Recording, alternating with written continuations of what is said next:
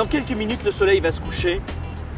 On est en train de se promener avec ma famille en bord de mer, comme on le fait tous les soirs, quand on vient ici se ressourcer.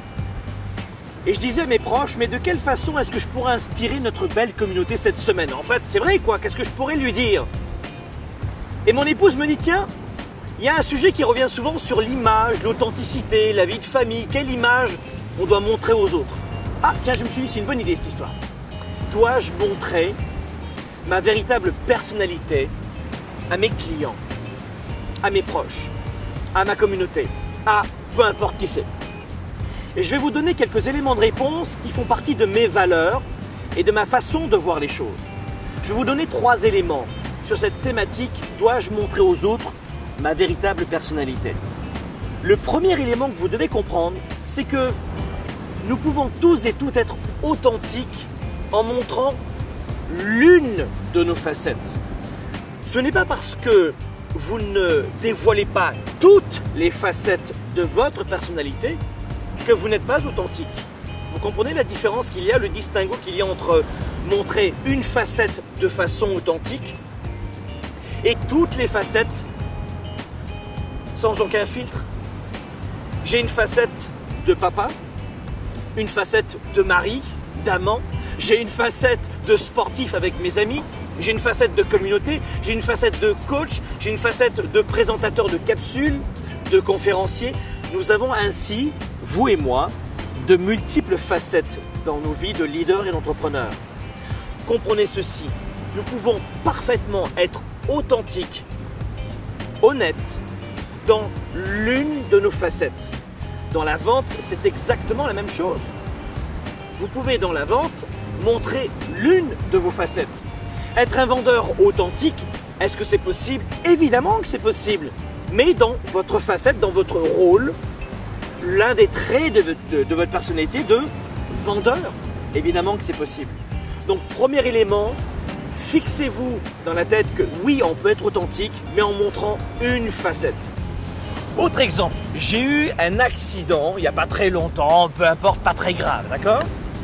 Immédiatement, mes origines italiennes sont remontées en haut. Mais qu'est-ce que c'est cette histoire? Je me suis mis à hurler. C'était quoi? Une autre facette de moi. Je me souviens d'un autre exemple dans l'un de nos événements. À 1 heure d'une activité de team building, nous apprenons de la part de la compagnie qui est en charge de cela qu'elle n'avait pas notre nom. Ça faisait 2 mois qu'on calait l'activité. Immédiatement, je n'ai pas calculé qui j'étais. J'ai montré une autre facette de moi. Mais c'était moi. Nous pouvons être soi-même dans chaque facette de notre vie. Chaque parcelle de notre vie, nous pouvons être authentiques. Donc vous comprenez le phénomène d'authenticité dans chacune des parcelles de notre vie. Dois-je me montrer authentique avec mes clients? Deuxième élément de réflexion, adaptez-vous à votre secteur, adaptez-vous à votre marché.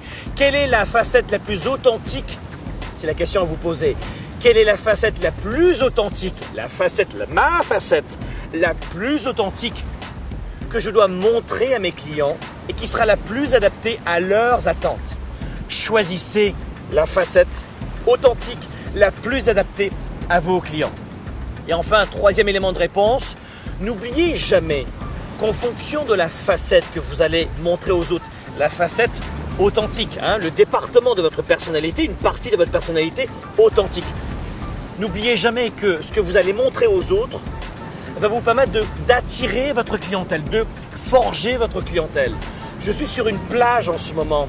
Si je voulais être top modèle, je ferais attention à mes cheveux, au bruit, au son, aux avions qui passent au-dessus de ma tête. Je ne montrerai pas du tout cette facette.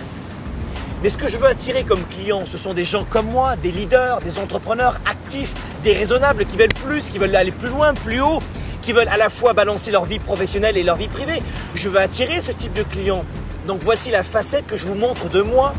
Peut-être que si je voulais monter un cabinet d'experts comptables, ce n'est pas forcément cette facette-là que je vous montrerai et je passerai peut-être mon temps à vous expliquer les chiffres, la comptabilité, l'organisation, la planification stratégique.